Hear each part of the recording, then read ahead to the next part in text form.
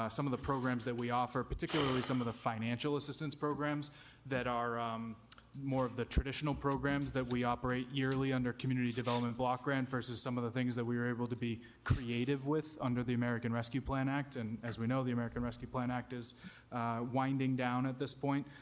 So just thinking about how some of those existing traditional programs we have under CDBG sort of lend themselves more towards new businesses that are going to occupy a vacant storefront, or existing businesses that might be expanding, that one, versus just trying to That's think incredible about property. ways, a program, some sort of assistance. Sorry, or, you broke up a little bit there. Ways Can you to repeat that? support our Just long-standing the property businesses, that Chris because, was with talking some of the about. stuff we do under Over CDBG, Highland it's got Lane. federal regulations associated with it. You have to kind of navigate that and comply with their eligibility criteria and the outcomes that they want you to see with those federal resources. But how do we kind of do something for our existing businesses? And I know we've talked before, both from the administration perspective and the council supporting the personal property tax exemption threshold for small businesses. So again, kind of thinking through that, our business development team said, well, maybe we could launch this legacy business program, which really seeks to honor and recognize those longstanding small businesses that have contributed to the city's cultural and economic and social identity, because you have seen some close over the years. Sometimes it could be that that current ownership doesn't have maybe the next generation to pass that business down to, or maybe the conditions aren't right to consider like an ESOP, an employee ownership model, where you kind of sell the business to the employees or one employee if it's not multiple employees. And so trying to make sure that for those longstanding businesses that we have, that Oh, this shit hurts to listen to. Not recognized and appreciated. So we launched this a series of nomination period in December. It closed recently in February. We received over 300 nominations, not 300 different businesses, but 300 nominations, which I think was a really great response rate. We're currently going through those with a committee. We're forming a committee right now. We're looking at representations on that committee, both internal and external. We felt like because of the nature of this program, engaging the Chamber of Commerce, as well as Preservation Worcester and the Museum of Worcester might be, good perspectives to have as they kind of celebrate and try to preserve the history and tell the story of Worcester in their institutions, having them participate in this effort with us.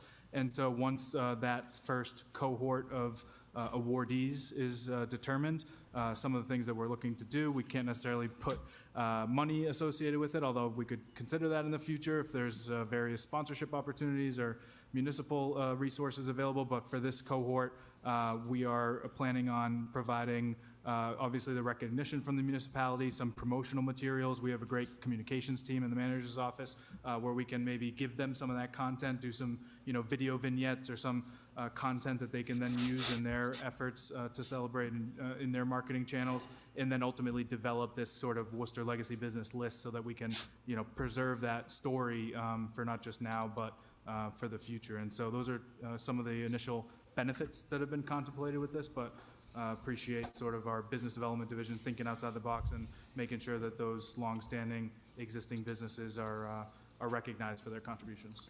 Thank you, Mr. Chairman. And lastly, the Seaver Street property, Denham Building, 611 Main Street, the RMV property that the WRA took action on. The auditorium. I just think we as a body have to stay mindful of those properties. I would like a more communicative process to this council. I know the WRA does its thing. There's some reports that go to the city manager, but if that could come to the council, and I'll make that by way of motion, any meeting minutes or anything like that related to those properties come before the council, Mr. Chairman. I have a prior standing order as it relates to the auditorium, which I haven't been in since I graduated high school. And we've been really patient with that property. And I know that the governor pledged some support of matching dollars and would like a detailed update by way of a motion on where we are with that property. Are we looking at perhaps going in another direction? Thank you, Mr. Chairman. Thank you. Okay, so along with the Councilor King's motions, we take these items. We have on the 10.4A through F. And F, I forgot to mention that, the Day Resource Center is an F, which is a great project, so I'm glad that's moving forward. So send out the ED committee, all those items. Mr. Chairman, if I may, I just wanted to call attention to item number D, it would be more proper for that to go to the planning board. Congratulations, Paul Giorgio. Great project. Okay, so. You made out really we'll well. send, D to the planning board and the others to economic development. It's so And fucked up. also, but that's his 10.4E, building. we need to It's adopt. just, yeah. And we're gonna recommend, okay, so we're gonna adopt E. So let's do E, keep E out. Chris, I'm A, putting an B, C, Easter egg in D, this episode. And F, all those in favor? I'm not gonna Opposed, tell you, so you're gonna have to ordered. find it. E is the motion to adopt the transferring jurisdiction of several properties to the Conservation Commission. Roll call. Counselor Bergman, Yes. Counselor Bellata, Counselor Economou, Counselor Vasolo, Yes. Counselor King, Yes. Counselor Mitra, Yes. Counselor Ojeda, Yes. Counselor Rivera, Yes. Counselor Rosen, Yes. Counselor Toomey, Yes. and Mayor Petty. Yes. Do you have to, Mr. Manager? No, Mr. Manager, go ahead. I just want to be, I'd just be remiss if I didn't give a shout out to Peter Dunn and his team. Peter Dunn, as you can see, we have a great chief development officer in the city. He's very knowledgeable, understands the products, what we have, the housing market, and he's done an exceptional job. We have here the best for us, and he dorks. continues No to one's do that ever every had single better day. So I dorks wanna give kudos to him than we and do. the leadership of Our our economic company, development dorks, because they know things. what They we're know able to about do tax for our breaks. city doesn't happen without them and their leadership and their expertise. And also having their ears to the ground, to the neighborhoods, to the residents, to the business owners. All right. And understanding their needs and how do we work in this complex All right, we got a nature cool of business guy to in try to get here. these things done. So Cool guy in here kudos to Peter and lying his in the team for chat. always producing great results to the city of Worcester. Thank you. Thank you. Okay, we are on we're on the finance items, 10.35A, 10.36A through C, 10.37A. Oh, boy. Motion adopted on a roll call. Roll call. Counselor Bergman, Yes. So is the stream Yes. lagging? Counselor Economou, Counselor Vasolo, Yes. Counselor It's audio Counselor versus Mitra. video, you mean? Counselor Ojeda, Video, yeah. Yes. Counselor Oh, Rivera, yeah, a little bit. Yes. Counselor Rosen, Yes. Counselor Toomey, and Mayor Petty. Yes. Okay, we are on chairman's orders, 11.A. I have been rendering audio files on the same computer, so I'm ordered. sure that has something to do with Okay, it. now come the orders. Now come the orders. Okay, wow. I'm a. Okay, so the first one, request city manager may organize the Irish flag to be raised from before March 17, 26 to March 18, 26 on all the Irish American Heritage Month. Council Toomey. Mr. Chair, had called the city clerk's office and spoke with an employee and asked that a. Say they were the first order slaves. be Say put they were the on, first slaves. to Please. To organize for the Irish flag. It was a clerical error on a staff member's part that said before. We certainly comply with all of the rules and regulations, and Okay. so I just want that to be very clear. Wow, she just threw somebody and, under the bus hope that the so council hard supports on this. something that no one cares Those about. in favor, opposed, so ordered. We're going to follow the rules and regulations on that. Mr. Chairman, could we possibly take the resolution? I guess, okay.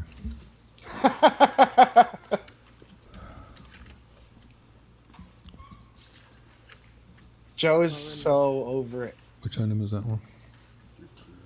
That's, Oh, I got it, yeah, I got it, yeah. 13A. 13A, City Council, City of Worcester, does hereby support and recognize the March 2026 as an Irish American Month in the City of Worcester. Roll call. It's so embarrassing that we do this. Counselor Bergman, Yes. Counselor Bellata, Yes. Counselor Economou, Counselor Vasolo, Yes. Counselor King, Yes. Counselor Mitra, Yes. Counselor Ojeda, Yes. Counselor Rivera, Yes. Counselor Rosen, Yes. Counselor Toomey, Yes, and Mayor Petty. Wait, what happened? So let's just take something out of order here. Why did Communication to the city auditor, Eric go say there, Bill he's dot, sitting dot, there all dot? night and he's still got a ways to Mr. go, Chairman? so. What did I do? Who's going to speak on this? Something embarrassing? On the resolution we just passed? Yeah.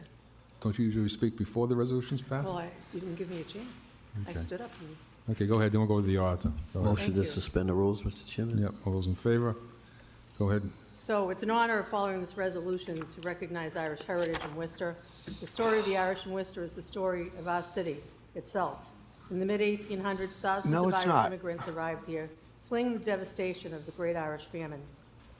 They came with little more than hope, faith, and determination, but they built neighborhoods and churches and communities that still define Worcester today. Neighborhoods like Green Island and Vernon Hill and Grafton Hill, Webster Square, and yes, even Shrewsbury Street, shown by the name Shamrock Street, became the heart of Irish life, where families supported one another and preserved traditions This and the is foundation for thriving communities. so Faith played a vital embarrassing. role. Symbols like the twin spires of St. John's Catholic Church in Worcester remind us of the devotion and perseverance of these immigrant families. The Irish helped build Worcester physically and socially. They dug canals led by Tobias Boland, laid railroad tracks, and worked in factories and wire mills, powering the city's industrial growth.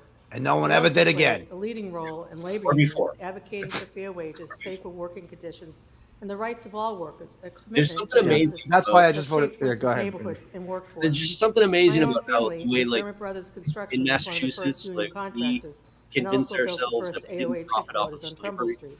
by talking Irish about Americans how hard also defined Irish public and Italian service here. folks, For Portuguese folks, generations, like, Irish families, how hard they including worked my own building canals, great-grandfather, James Tinsley, like in completely missing the point. 1914, It was all the money followed by people my paid grandfather, off Captain slavery Jack that allowed Tinsley, them to and buy several of his entire brothers islands. filled the ranks of Both Worcester Police Department fucking and important. Worcester Fire They could dig Department, holes in the ground. taught our children, Yeah. and created businesses like Bay State Savings Bank, still here today. In 1901, And they Philip never Taylor did was the first anything Irish Catholic illegal in mayor an of Worcester. organized fashion, and 80 do odd not years later, in continue addition to do many that others, to this my day. Uncle Joe Tinsley was mayor. Leaders like John Jack Foley and Tim Murray carried their values of community and leadership into City Hall. She's given us a and further history to state lesson 2 government. years ago. Our longest-serving mayor, Yep. Joe Petty, leads our Oh, city today. God, dude, Irish this is culture remains so a vibrant cringy. part of Shut Worcester life. up. Organizations like the Ancient Order of Hibernians and events like the Worcester St. Patrick's Day Parade honor heritage, celebrate community, and Where's bring joy to Travis? thousands each year. Graphic glazing In graphic. 1997, the AOH unveiled the Celtic Cross on the Common. It was led I like by what Satcha's got a Mayor good Thomas face on Early here. and the He's Councilor like, Dan Hurley. I don't know. Writers about this. chronicled our neighborhoods and stories, preserving the voice and pride of Irish Worcester, as illustrated by Inventing Irish America, Generation, Class, and Ethnic Identity in a New England City from 1980 to 19... Did she- Can someone take her audio and run it through a AI? Timothy J. Maha, see. yet another one of my relatives. Yes, I'm related to everybody. Oh my God, that's why she gets all those votes. So today, as we celebrate Irish heritage, we recognize more than history. Did she just We she honor just tried to neighborhoods cop built by to hard being work, related to the person churches who grounded in invented the faith, and word labor Irish movements that American? shaded fairness- Did I shaped hear that fairness right? and She kind of dignity. stumbled through Leaders that. who guided our city and traditions that bring us together. From Green Island, named such by my great uncle Monsignor Tinsley, and Lorraine Laurie. We were always cops, and we never built any Um, bombs. To City Hall, from the farmhouse, firehouses to police stations to the streets of our city, celebrating the St. Patrick's Parade. The Irish didn't just come to Worcester, they helped define it. Oh. And that spirit, the Irish spirit, is still alive today in family, in faith, in service, and in community. And thank you Something to all, and may amazingly the courage and pride of Worcester's Irish families continue ridiculous to inspire about this city kids for generations. don't to come. understand Thank that you. the whole Thank point you. of the hyphenated American Okay, so was we'll go not to 14A, transmitting annual report concerning the other obligate you to post-employment trust digging fund. fucking canals for rich I guys. forgot the MO. Yeah. Anybody have any questions? You're closing the gap, Mr. Arthur. Keep on, keep You on guys, going. Okay, so send out the MLO. All those Hey, in favor, opposed, thanks so for recorded. thanks for beating up all of those union organizers for Okay, us. we Do you are guys on want to be a 12B, municipal request police from manager of City department? Council, the report concerning how the future police station will be prioritized, including information related to the status of the current building, where it serves the There's a good city's truant on present needs. about So I'll be quick. a deep dive into the New York Police Department, and the top brass of that has been and is still sort of in the control of like almost an out and out Irish mafia. Item 12B. And that part Mayor sort of Joseph rhymed with Petty. Worcester a little bit. Thank you, Mr. Chairman. I know this issue's been brought up several times, myself when I was chair of public safety, probably years ago. And I know Council Toomey has, Councilman Bergman has. It's kind of funny if you look at like and, Northeast. uh, You always and have. I think it's something where we build a new police station or we renovate the current police station. Divvy up I know this is gonna be a long-term safety plan. versus The City Hall. funding's probably not right It there to just do it seems immediately. they There's couldn't some come to an projects we agreement have on which going on one right now in the first. city. Just split the Something we mutual should be ready for, is to make sure that. Sorry, the we end have of a your building that audio's meets like the needs of the teeny police thin. I department, can't really the hear it community sometimes. together, and making sure I don't that know. it's up to date.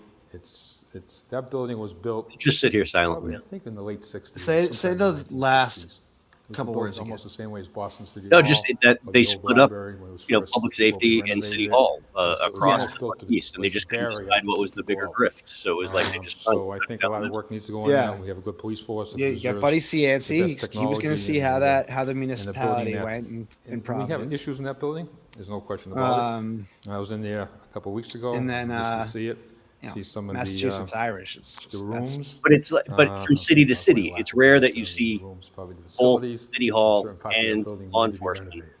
owned And, by especially the those, same. some of the locker rooms. The Irish Right. took one, Women's locker room. the Italians took the other. And also just in general. I think Worcester might be one of the those holding rare, cells, et cetera, are all out of date in my mind, but so something that needs to be looked at. double and so ownership. something I think it's going to be a long-term plan. What's the last It's a Italian multi-step plan in for power Thank you. anywhere Thank in you, Worcester? Mr. Mayor. We have Well, Councilor at Large. DA Dr. Conti. Lucia, followed by Councilor Toomey. Thank you, Mr. Chair. Mr. Mayor, I appreciate Is your Augustus order. Italian? I think I'd like to sign on to that because there's a good need for. Augustus could go either our way. police, That's either like building old to be Yankee renovated or redone. or Italian. I just wanted to bring up to your attention that in the beginning, when I got sworn in, Chief of Police invited me to take a tour of the building. I went there, and it was very nice to see the operations. At the same time, I think the female law enforcement officers requested me to come and take a look at their locker room, and I did go and visit, and it's really in a shape that needs a lot of work to be done. Their And then I bathrooms, opened their- up a locker, their- and there their was an number of, envelope, officers are and there. it had my Compared name to written that, on the it room is in very small. handwriting, and I So took it, definitely we need and I a didn't lot of open work it to be till I done. got So I home. would like to request an amendment to the order. It says, request city manager provide city council with a report concerning how building of a future police station will be prioritized, including information related to the status He really of just the let us current know building that. and I was whether making a it serves corruption the joke there, city's- but I'd to like be to clear, because add, it's kind of or- like and definitely the weird law part of that was enforcement that he got officers invited into the present women's needs. locker So room kind the of police those who are department. working there, we got to look at that, it also serves their present needs, not only the cities. This is kind of a I'd like weird thing to add that cop to amendment. Cities public. and I law would- I enforcement personally officers. wouldn't. Thank you. Mr. Mayor, if that's okay with you. Thank you. Councilor at Large, Kate Toomey. Thank you. I signed on to this because, as the mayor said, it's something that I've brought up a number of times as well. I think it's incredibly important that people understand that this really isn't a nice-to-have. This isn't just because, well, we want them to have a happy place to work. This is really, it's. All right, I'm gonna take a little break. I failing can't building. listen to this. I'm getting mad. The roofs leak, every so few months, either the water heaters go out or the elevators go out. It's a tired building, it's an old building, and it's not really that healthy. There's been a lot, as I said, there've been a lot of leaks. The ventilation system certainly needs to be improved or upgraded. I've spoken often about the possibility of taking a look at selling that property, which is a prime property right on 290, and perhaps building two stations, making the police stations more accessible and more visible in parts of the country, parts of the city. That's just one solution. Another solution would be to find another building that's far more accommodating for the modern needs of our department and also the public. Certainly all of the things are on the table. But I just think We it's should have very a important, true adopt-a-cop that program where every police we officer can present just pick a house in the city they really like. and unified move in with approach them. in moving forward with this. So whatever way we come up with that's reasonable, that can also, work with our budget, I think is also a critical element. But I think we owe the men and women who work in that building and have worked in the building the dignity to say you matter and take a look at improving those facilities. Thank you. Thank you. District 5, Councilor Jose Rivera. One I'd like to sign on as well, and mine was kind of more of an idea, recommendation to think about, hopefully for the professionals who are going to sort that out. But I think that property is prime. Like, I would not want to move the police station from there. It's close to everything, it's right off to 90. I mean, it's perfect. If maybe they can build a new building in the parking lot area, then demolish that and build like a garage space where the old police station used to be, you know, and it'll keep it right there. Just an idea for the professionals. Thank you. Thank you. Council at Large Morris Bergman. Thank you, Mr. Chairman. I signed on because, like my colleagues, other colleagues have said, it's an idea that's overdue as far as deliberating how we can accomplish this. I'm mindful, and I want our taxpayers to be aware of this, and our residents are mindful that there are lots of tax obligations out there. And as the mayor said, this isn't something that's going to get built overnight, but the discussion should begin at some point, and there's no better time than the present. I will say that when we've had discussions about recruitment, I think it helps, I don't think it hurts, to have in the queue the idea that there'll be a new building sometime in the future, especially for new recruits. I will also say that I could make the argument both ways, that the current location is a good location, but I would also say that one of the things that's always, I wouldn't say troubled me, but always caused me pause at the location the building's in now, and certainly none of us here today were around when that building was built, is that, you know, it takes 400 people more or less that are in that building on a regular basis. It kind of isolates them from the rest of the community. You have to kind of get there through a highway. They don't really integrate because of where they're located, and it's always been my feeling that if we could find a way to build another building, it should be built somewhere in the downtown area where those 400 or more men and women can go buy lunch in the local restaurants.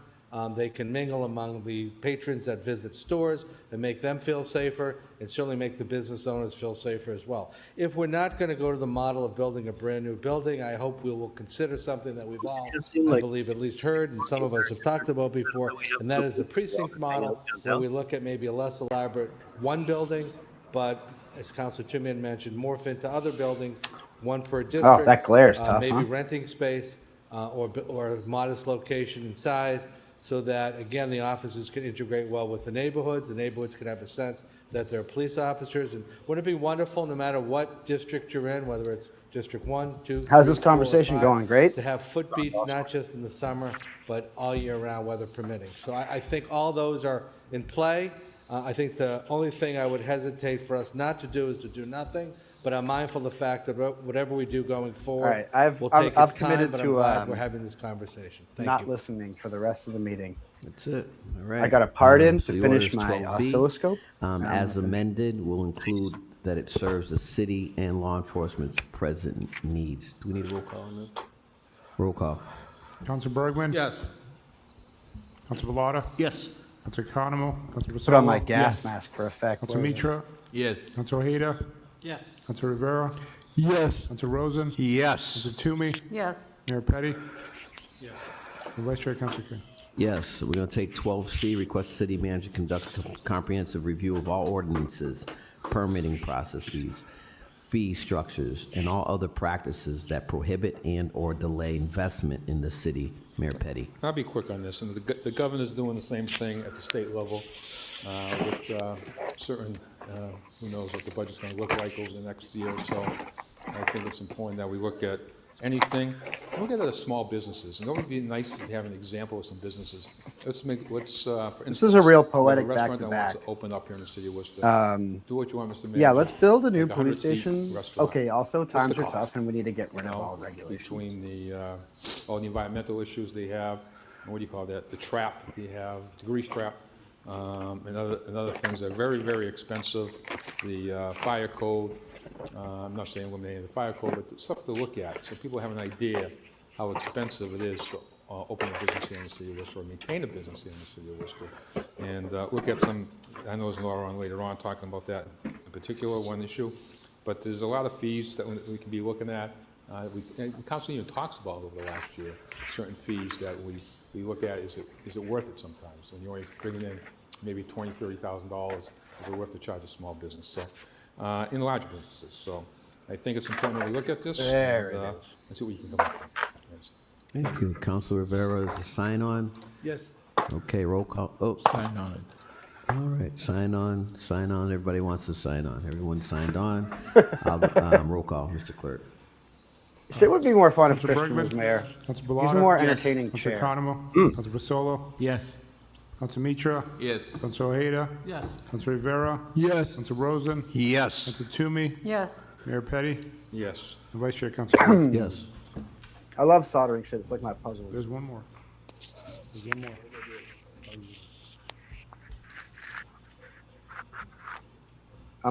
It's like Rocco's Basilisk, but with Chinese takeover, where I'm learning So we're how to gonna be do- useful now. The next item is 12D, and we also have the resolution, the Council King, and signed by myself. Requesting the mayor to execute all required tasks so as to establish the city of Worcester as the official host city for the Ghanaian fans with the delegation, community, and cultural program during the 2027 FIFA World Cup from June 18th to June 27th. We have a resolution for the City Council of the City of Worcester that hereby affirm the city's intent to welcome Ghanaian fans and delegations of the mayor consistent with public safety, cultural respect, city policy. This resolution is non-binding on the Republic of Ghana and does not create financial obligations beyond those lawfully approved by the city. Further, that the City Council of the City of Worcester does hereby call upon the City of Worcester to step forward and recognize the official host city Ghanaian fans, delegations, and related cultural, trade, and community programs during the period of June 18th to 27th during the 2026 FIFA World Cup. FIFA. And further affirms the city's will support welcoming and accommodation of Ghanaian visitors and Joe supporters doesn't know during shit such about time. this. FIFA. Council King and Petty. Thank you, Mr. Chairman. Before I begin, I want to say that it was a pleasure to work on this resolution for the City Council. I want to thank Mayor Joseph M. Kwame Petty for the order. He's worked hard and a long time with this population, and I know it's appreciated throughout the city and beyond, Mr. Chairman. That being said, for my colleagues, this resolution is about welcoming the world to Worcester through culture, through our community, and through the language of sports. 2026 FIFA Cup comes to our region. This initiative will affirm that Worcester is ready to host Ghanaian fans and delegations while also supporting opportunities for communities and fans and viewing spaces for supporters of World Cup teams from around the world. It's important to celebrate culture, support our local economy, and show that Worcester is a city that brings people together. Mr. Chairman, this is a global moment. The World Cup will bring international attention to our region.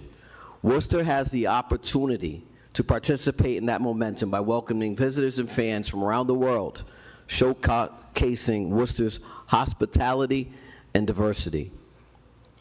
The resolution recognizes the possibility of hosting Ghanaian fans and delegations celebrating the strong cultural ties between the Ghanaian community and the broader African diaspora in Massachusetts and across New England. As importantly, the concept includes community connections, fan connections and festivities, and public viewing spaces, again, open to all supporters of all World Cup teams. Worcester residents and visitors will have a place to gather, watch matches, and celebrate the energy and global spirit of the tournament together. This economic opportunity will bring opportunities for our restaurants, our You think Kate's gonna hotels, say, what about the our Irish small team? businesses, and cultural organizations. It will help position Worcester as a welcoming destination during a global event. Community programming is a must. Coordination will involve the mayor's office, the city manager, and relevant city departments, and representatives connected to the Ghanaian cultural and diplomatic institutions. Mr. Chairman, the World Cup is the world's game. This resolution simply says that when the world gathers to celebrate it, Worcester will be ready to welcome everyone. Mr. Chairman, with some specifics, I'd like to share a thank you to Efwa Dufo, Kelvis Quinor for their vision. I also want to acknowledge the intersection that has occurred between stakeholders beyond the manager and the city manager in my office, with local faith leaders, interfaith councils, Ghanaian religious representatives, the Ministry of Sport, It's in recreation. The Greater Accra Metropolitan, the Mayor of Accra, Backhouse Concepts, and the Honorable Alfredo Goy Vandupoort, head of Parliamentary Committee of Foreign Affairs, Ghana, in these efforts to identify a suitable venue and date. Mr. Chairman, this lasts over a period of days. This will require contact coordination, planning, related matters. Mr. Chairman, as well, there is currently pending with the government of the Republic of Ghana a strategic host city and diaspora engagement proposal that includes the efforts that we can initiate here, the potential efforts by this body to designate Worcester, Massachusetts as the official host city for Ghanaian supporters and affiliated delegations. Worcester is uniquely positioned as a host city due to our large and well-organized Ghanaian diaspora. The proximity to local matches in Providence, Toronto, Boston, Philadelphia, and beyond logistics, Worcester is a symbolic home for the Ghanaian community and a powerful platform for diaspora engagement. Mr. Chairman, we are asking that once this is approved, the government of Ghana designates Worcester as its official host city. Mr. Chairman, we know that the city of Worcester offers a unique combination of strategic advantage. We have a dense and established Ghanaian population. We have the infrastructure of supporting large-scale gatherings. We have municipal, academic, and institutional environments that can be helpful. And we are a symbolic home for Ghanaians abroad. We are looking at programming that's not just about Arrival. It's also about business and trade and investment forum that will occur. Also, we're looking at cultural, community, and youth programming. We're looking at the end of this time period, coordinated travel to Philadelphia from Worcester. And this is for a 12-day residency period, Mr. Chairman. We will operate as an extended national hub for Ghana in the United States, supporting trade and investment. We're looking at interfaith sessions, Mr. Chairman, where we will be working with folks from all different religions in programming. We have also, there's also been some contact with our local colleges and institutions to serve as hosts. The England sites, game, as that is occurring in other parts of the country. Tickets start at $2,500 a piece. We are, and it'll be another $450 a night for a hotel room in Worcester. We are also looking at cultural showcases, and again, they're planning a midweek, once approved, interfaith unity worship service involving Christians, Muslims, Druze, and traditional faith leaders, serving as a moment of reflection, prayer, and solidarity. Mr. Chairman, as we heard earlier, you know, this impacts beyond Ghana. This impacts all of the folks that are currently going to be playing in our area: Haiti, Scotland, Norway, Morocco, England, Bolivia, Iraq potentially, Mr. Chairman. And this is a great event that will spur economic You think he intentionally left out Haiti? activities here in the city of Worcester. And I've met with the city. I know that with the city manager that there are questions regarding what will this cost. There's no, this agreement and proposal doesn't require any funding, no commitment to funding on behalf of the city. Bergman says something about outside of normal permitting and public safety I don't think he was processes. there, right? That should I'd love it, occur. though. Those are certainly some questions. Mr. Chairman, we stand where if we can move on this quickly, that we will have a response from the Minister of Sports in Ghana, and let's do this for the city of Worcester and beyond. Thank you.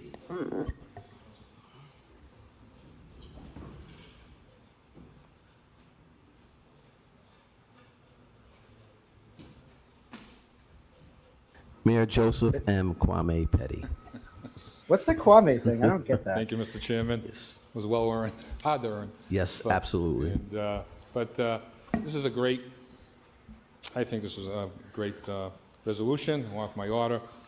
They expect, when I talked to the Mayor Accra, they expect, I know you were working on, Mr. Chairman, some college and universities, and they expect It's for that Accra. purpose about 500 or so, He 500 or is 600 so people crazy with the that would take pronunciation. advantage of that. Accra. And you expect another Like it's 1,500 Ohio, dude. to come into the city. Yeah, you pronounce it like So Akron I without had the N, discussions right? with Discover Central Massachusetts. That's why I learned about all these watches that are going on in the city of which is mentioned tonight, and you mentioned it, Mr. Chairman, and which is different than what this is. But the watch is something that we should advertise too, so we need a hand. Where is the watch going to be? Where is the Denholm building.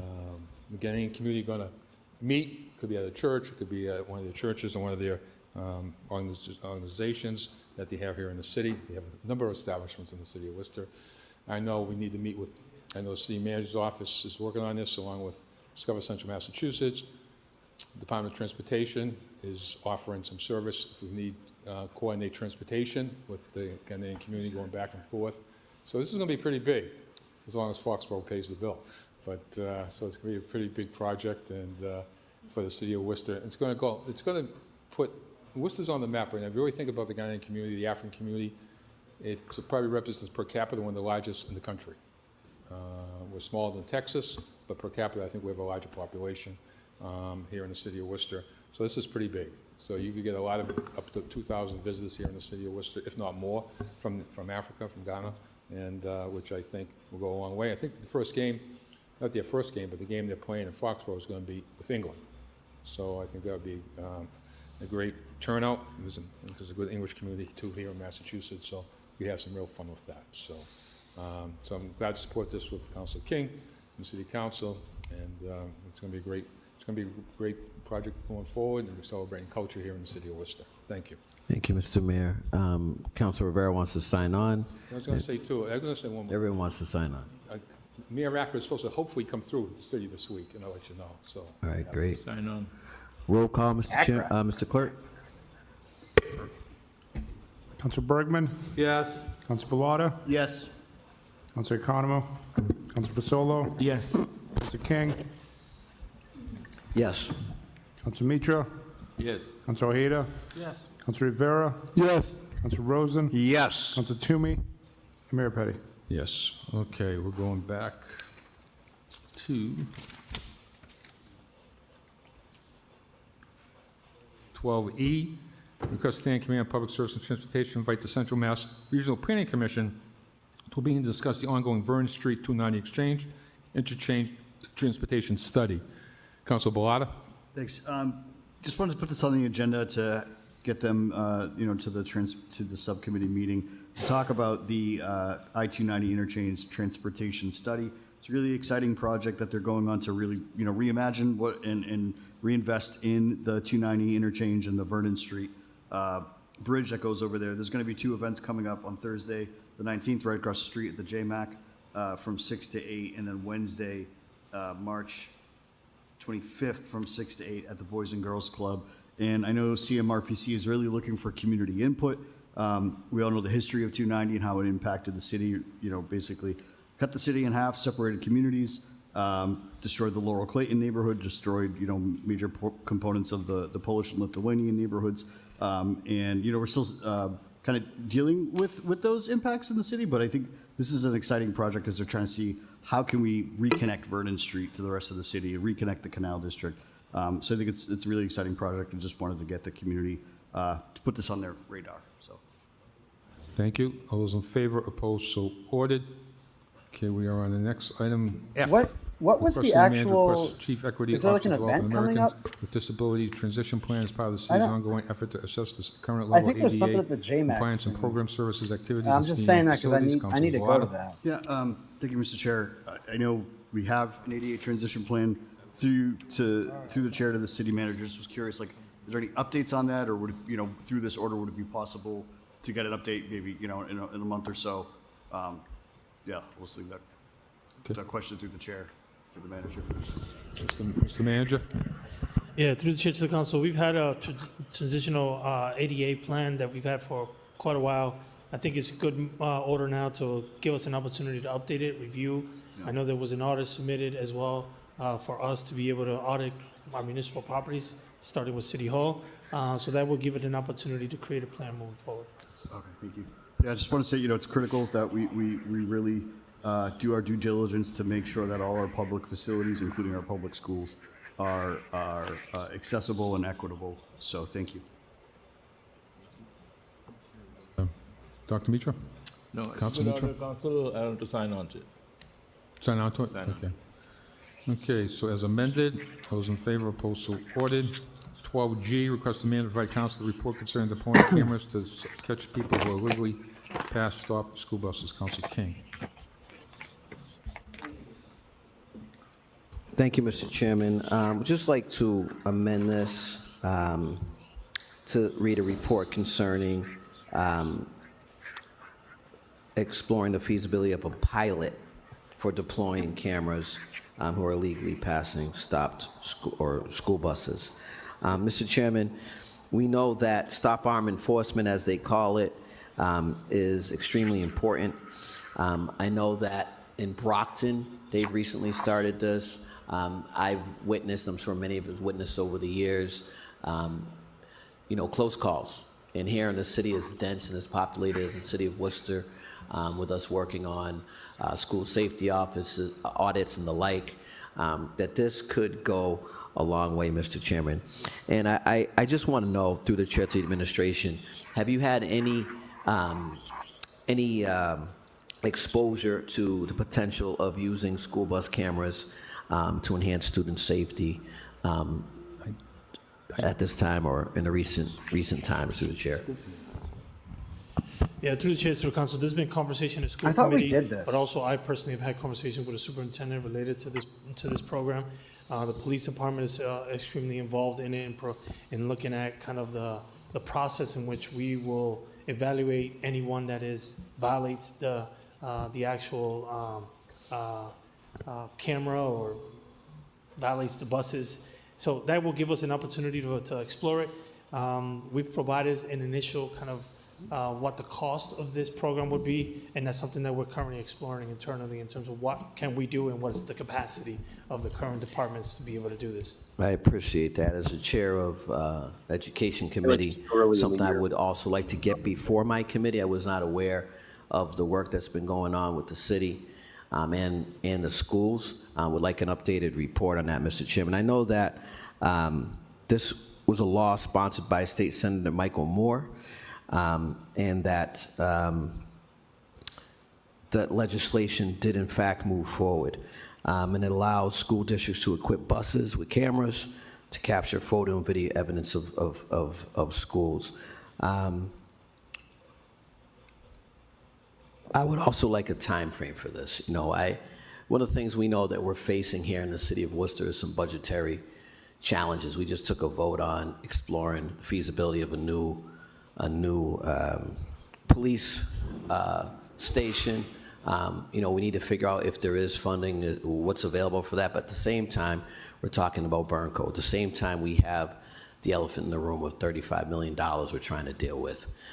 So we have to be realistic here. And what I do know, Mr. Chairman, is that there have been identified state support and grants and things of that nature in other localities. So, Mr. Chairman, I'd also like to amend this to also read that if there's any grant sourcing that we can do, an exploration, that be reported back to the council, Mr. Chairman. And again, I think the intersection of what we're hearing, when we talk about snow removal, we talk about student safety, we talk about walkability for our kids, we talk about traffic and parking.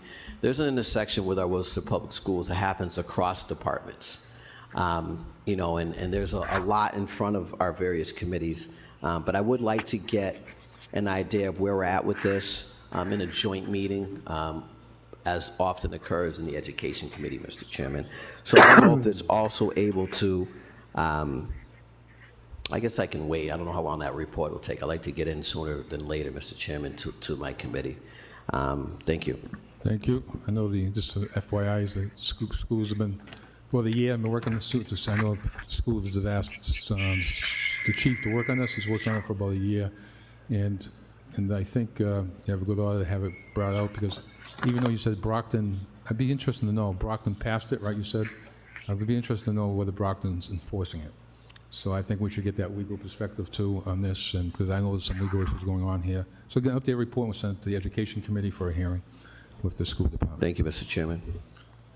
Okay, Councilor Rivera wants to sign on, and everybody else does too? Okay.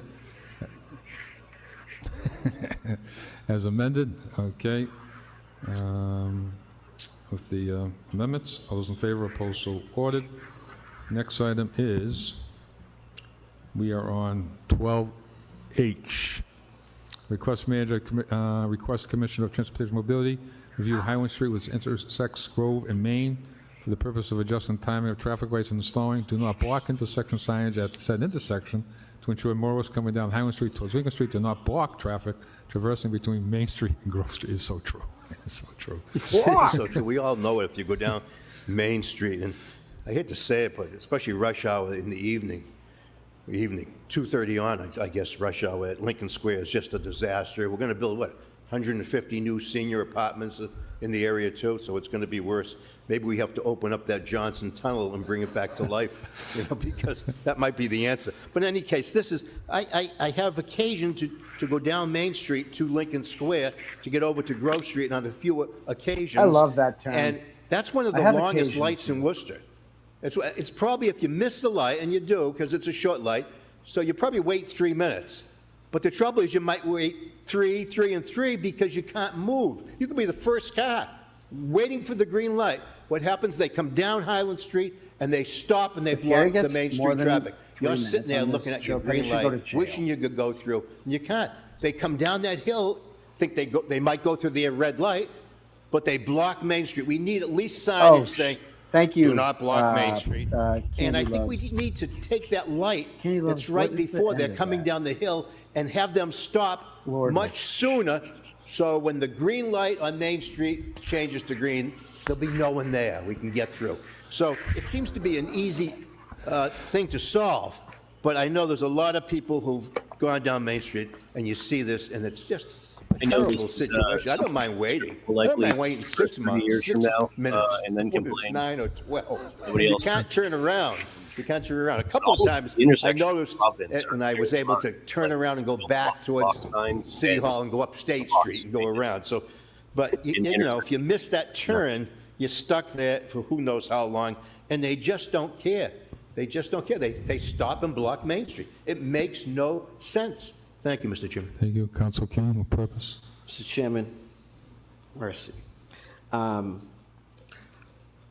absolutely support opening up the Ernest Johnson I couldn't Tunnel. hear you. Unfortunately, we lost one of our staunchest supporters in Council Russell. I don't know if it's just me. On that issue. Yeah, I can hear you fine. Sometimes it gets like throttled or something. I think that there's a whole host of reasons for that. It's I like have it gets pending bit order as it crushed out relates or to that, something.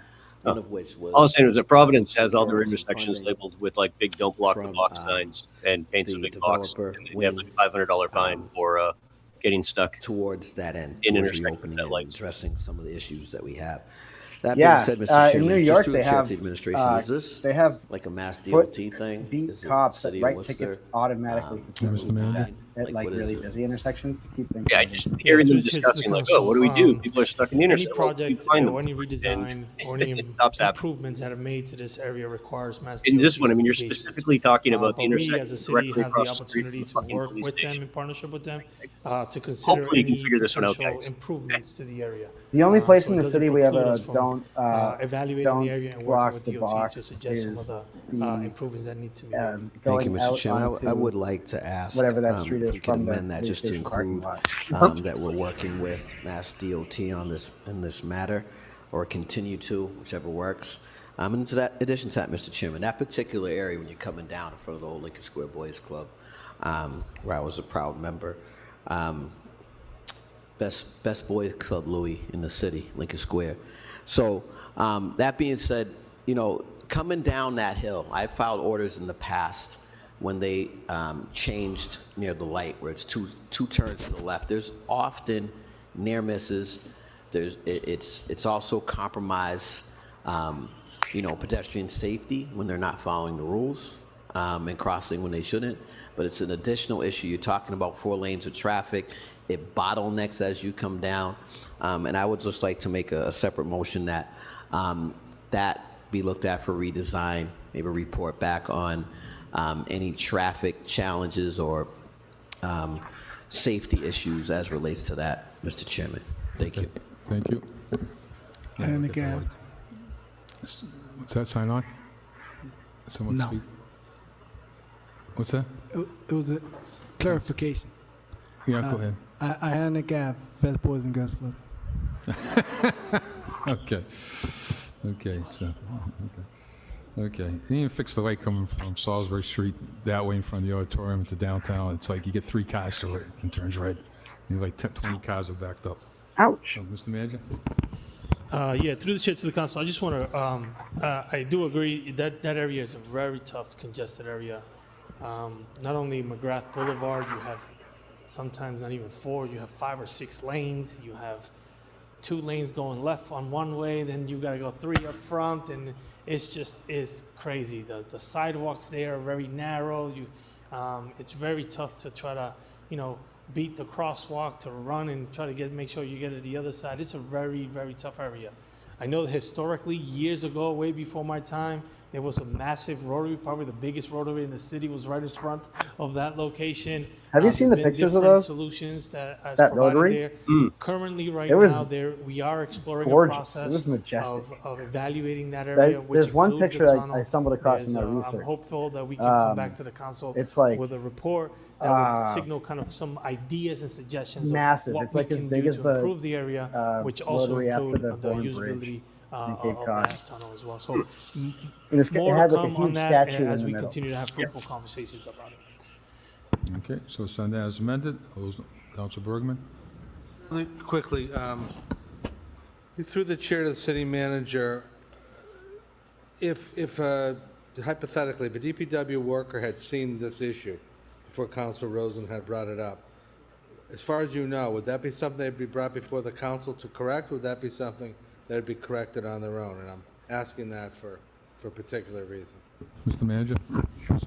Yeah, through the chair to the council, there are times where we as a city or the department may see that we need to improve. We get a lot of calls, complaints, et cetera, to a particular area. We can initiate that. Any decision regarding improvements or resource allocation has to be brought forward before the council for discussion and approval. Mr. Chairman, I'm just going to end by commenting, and I'll put an order on sometime in the future. But, I think all of us drive by certain intersections. I'm sure Council Rosen noticed this, and that's the impetus of this order. But street signs missing, or something doesn't line up, and I'm just wondering, it shouldn't be up to us. I don't mind doing it. I'm not going to take the position it's not my job. It is. What the But at the same fuck? time, This guy, I'd love the guy to that know didn't shut up about on their Mill own Street for 2 initiative, years, a now all of a sudden he's DPW saying you can't employees calling talk these about this things stuff in if you're a city themselves, because councilor. if It's we're all over the calling them place. in, they certainly should be calling them in. And I never see anything brought before us that said this is a recommendation of the DPW to do this or do that on a small scale. I understand they're in charge of the big projects. I get that. But I think one of the things that frustrates myself and maybe some of my colleagues is if I'm out there and I'm noticing these things and I'm calling them in and I'm not a member of DPW, I am a city employee, but I'm not I would hope that they're doing the same thing. I don't know if they are, so we'll try to get a He's future gonna bring order up a to see if valid they are, but boy, it would be great question, if they right? were. Like, have we gotten to the point where Okay, things so like we're gonna send 311 that to the have replaced like DPW manager. doing unless As they're amended, asked? those in favor, opposed, so ordered. Request city manager explores feasibility using employee parking lot 25 Mead Street for resident parking after work can't hours, hear you now, particularly Bill. during inclement weather, to help improve plowing on Sorry, I the side was streets and muted. If ease they don't burden have of the residents funding impacted to by do the anything parking but ban. chase Totally. fucking complaints, then all they're gonna do is chase complaints. Thank you, Mr. Chairman. I'll be quick. Same thing with the cops and homelessness. All the complaints they get are Hopefully about there's no more homelessness. snow. that's all they do. I But just going wonder, though, forward, like, just some like, we need to look if you and at I are some- driving, we're hitting some of potholes these all the tight time, streets. right? Like, and you report them especially because around they're on the your schools street or as well. whatever. So Like, hopefully we can look into this and I don't know. it's a Like, no-brainer. I Obviously, it's just we being used to able not have communicate any with of these residents to make sure systems, that and they I leave, think you could argue that our in a infrastructure was in timely better shape. So, You're correct. We also those that spent need more to get money to on it. work and park their cars back in the parking lots. But it doesn't That seem they like can do there's that with no a system issues. anymore where Thank you. the Thank you, department that Senator does the Manager. All work. those in favor, opposed, so ordered. Fix problems Requesting is Command also Veteran Memorial Parks and Recreation reporting, host a making sure they're discussion on top of the problem. between the city, the Friends Institute Yeah. Park, with the Polytech Institute, and other interested parties concerning making improvements to Institute Park, located at District 2 at 82 Salisbury Street, as well as 16 acres man-made Salisbury Pond located inside the park. It's a beautiful and iconic park. It was named recognition of WPI and donated by Steve Salisbury III in 1887 to provide green space for the school and the city. Such discussion should include strengthening the partnerships between all parties and service with the park's well-being, clearing the pond's perimeter of invasive growth, restoring and replacing the park's corroded restroom fixtures, sprucing up the park's branded entrance sign, and opening the never-used snack bar hidden away in the restroom concession building. Council Rose and Council Fazzola. Thank you, All Mr. right. Chairman. Mr. Chairman, this beautiful historic Institute Park Time to plug it in. just needs some tender, loving care. And, it's a tribute to the city of Worcester. And it's used by so many groups. I know we have the Juneteenth Festival, the Caribbean This is Festival. still going There on, are three Leo. major concerts during the summer of the Mass Symphony Orchestra, another group that we should be very proud of in the city, that they're having their 75th anniversary this summer, 75 years, and it's going to be a July 4th, maybe July 3rd concert with fireworks, expecting a huge crowd, because it's also the 250th anniversary of United States. There's three groups primarily concerned with Institute Park, many others, but mainly the three groups. The City of Worcester Parks Department, which overall does a very good job there, and the Friends of Institute Park, which does a terrific job over there. And then there's my alma mater, WPI. And I don't know, they tend to disappoint many of us at times, WPI, but they should be thrilled. So many of their students use that park. They don't understand the value of having that park right across the street. It's a great park. I mean, many universities and colleges would love to have a park across the street for their Gary students, Rosen, like Institute Park. shut- It would be shut up, nice shut if up. we could get the All three right. groups I just mentioned If together. this blows and, up, I need to catch kind it of on nudge camera. WPI. We're not asking for a pilot payment, as I've done in the past, but we're asking All for right. them to, take a look at the things I sign. mentioned there. I mentioned the overgrowth, the invasive growth. You can't even see the water. Usually when the snow melts in another month, you won't be able to see the water because all around the perimeter is this tall invasive growth. The corroded restroom fixtures, we built that so no one could kill the bathroom. We put some stainless steel in there now. It's all corroded. It's rusty. It's embarrassing. I expect I think it's July 3rd, concert there with fireworks, if it's nice weather, thousands of people. Maybe not as big as East Park, because that probably gets, 10,000? But they may get 3,000 or 4,000 certainly at this. So the restroom needs some tender loving care. Maybe they can be just, shined up if we keep the same, fixtures there. The sign needs a little bit of work at Institute Park. And then I don't think, probably many of us, I just found out maybe a week or two ago when I was at a Friends of the Institute Park, Institute Park meeting, that there's a snack bar there. It's never been used. No one even knows it's there. Now, you didn't know it was there, Mr. Mayor. It's the bathrooms on one side that people use, even though I'm saying they're corroded apply and for the contract on embarrassing. the snack Right bar. behind there, no one ever goes behind. I never go behind that building. There's a snack bar. And some of the WPI students with, another person, I don't know his involvement with WPI, but they've been painting the walls, sanding them down, painting them. And I'd love to get that thing open, the snack bar, for the July 3rd concert. So it needs some loving care. I'm hoping that Councilor Fasolo's committee can maybe call in these three groups, Parks Department, WPI, Friends of the Institute Park, and maybe talk to WPI and get them more on board. There's so much they can do with this park. So, in terms of manpower, in terms of some finances too, they should probably want that water cleaned up. And the water needs some ecological work. This is WPI. It's an engineering school. What are they thinking? Get over there. No, the Parks Department doesn't hire a lot of engineers. We do some, okay? And we have the person who's in charge, Katie, who's in charge, I guess, the waterways and so on, the water bodies. That's all great. But you got WPI right there. They should be helping out with this park. So right And it was there. built, it was turned over to the city of Worcester for the city to use and WPI to use. It's called Institute Park. Institute Park. Worcester Polytechnic Institute. This kid is, So he's come on, fucking drunk. WPI, if anyone's watching from WPI, jump on board, let's work with them and bring back this park. You know, it needs some tender loving care, and I know WPI hopefully will be willing to work with us. Thank you, Mr. Chairman. Thank you. Send that to the manager. All those in favor, opposed, so ordered. Request the manager, request Commissioner of Public Works review and repair street light at pole number 3 at Glenn Street, which is out of service and needs to be repaired. Council Mitra. Yes, Mr. Chair, through you to the administration, I think this, we had, the resident had called to 311, then we had also made a call again to 311, but the street light is still not on, so I just thought of putting it in the order, so kind of emphasizing that it should be taken care of. Thank you. Okay, so all those in favor, opposed, so ordered. Okay, next one is 12L. Request the manager review and enforce city ordinances I don't know associated how to with read residents, test business, fences, etc., obstructing visibility of vehicles. On a circuit turning board. onto We got any roads. nerds in the Said chat? review should include bushes obstructing visibility on Bronco Street at the intersection of Randall Street and Abutis Road. Council Mitra.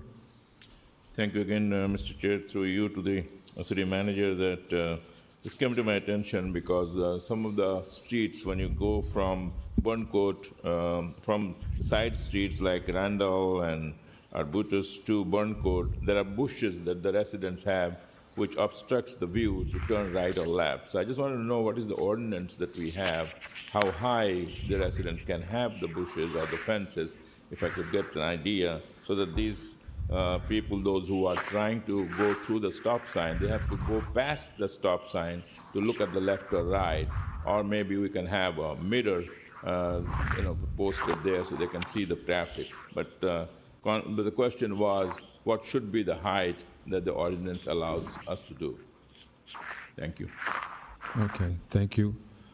All those to the manager, all those in favor, opposed, so ordered. M, request the city manager provide council with a report concerning how the city notified residents of trash delays during the weeks beginning February 23rd, 2026 to March 2nd, 2026, stemming from the winter weather events in light of the absence of alert Worcester. Further request the report include additional strategies city can implement to ensure residents are being made aware of such trash pickup delays. Thank you, Mr. Chair. Once again, through you to Mr. Manager, as you recognize that Yes, in the Mr. last Chairman. snowstorm that we had, Tax we didn't have flip-off program. the trash pickup on Monday. I think it was delayed by a day, but I think many residents did not know about it, and they put the trash bags on Monday, and they were all there. They didn't know it, so a lot of people are questioning that.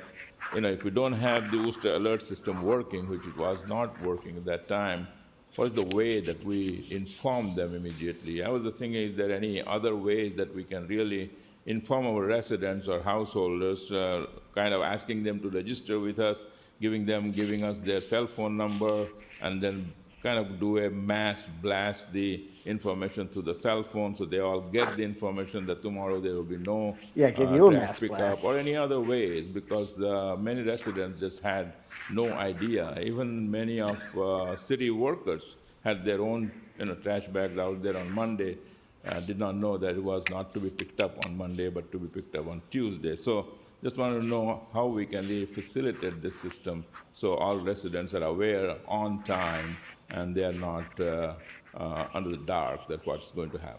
So if we can really look into that. Thank you. Underdark. And to the manager, those in favor, opposed, so ordered. Request the manager to implement. Just real quick. Councilor Rivera. I just wanted to ask to the chair, to the administration, can you just give us an update on the new Alert Worcester system that's been in testing, stuff like that? For Mr. Manager. For this purpose? Yeah, through the chair, to the council, we're currently working on that. We executed the contract. We're working right now, trying to expedite with the company the process to try to get this launched to I'm the missing city one of them. as soon as possible. So I'm hopeful. That's I know why. last time I spoke to council, we were hoping in 2.5 weeks we'd be ready to go. unfortunately, that's been a little delayed by the company, but our hope is to get it done as soon as possible. They've expedited, they put their efforts to expedite this process, knowing that we need something right away. So they're hopeful that we can get something relatively soon. Through the chair to administration, so it's not in the testing phase yet? Mr. Manager? Through the chair to the council, we've tested a couple of elements internally, but we're still working through those details right now. Okay, so I just want to make sure I'm letting the constituents know exactly that. Thank you. Thank you, Council Toomey. Mr. Chair, we just had this report in the subcommittee, Public Safety, so it's all explained there, Okay. very comprehensively. Okay, so send that to the manager. All those in favor, opposed, so ordered. Oh my God, I hate this shit. Request the manager consider implementing a discounted rate of 20 to 25% for I'm parking in municipal fucking garages or burnt out parking on lots for these people. employees of various business in downtown Worcester area. Dr. Mitra. This Thank is you, way Mr. too Chair. many Once again, orders. through you to Mr. Chair, This is Manager. just stupid. I was just wondering, if this council kind of reflects that we're so business friendly. We like to give them some opportunity to do business in downtown.